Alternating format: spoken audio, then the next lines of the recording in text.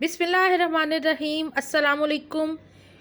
कुर्बानी की ईद हो और कलेजी फिफड़े का सालन ना बने तो ये तो हो नहीं सकता। तो मैंने सोचा मैं आपके साथ शेयर करूं एक आसान और इजी सी रेसिपी कि आप कलेजी और फिफड़ों को किस तरह वॉश कर सकते हैं घर में बासानी, और इसका जो एक्सेस ब्लड होगा वो निकल जाएगा। तो रेसिपी को शुरू से एंड तक ज़रूर देखिएगा।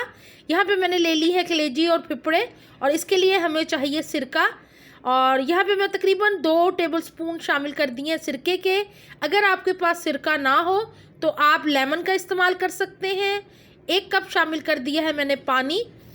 इससे क्या होगा कि कलेजी का जो एक्स्ट्रा ब्लड होगा जो इसके अंदर, वो सारा निकल आएगा और आपकी कलेजी बिल्कुल साफ़ हो जाएगी, वॉश हो जाएगी। ये देखें, ये एक्स्ट्रा ब्लड निकल आया है और कलेजी हमारी बिल्कुल साफ़ हो गई है ब्लड से।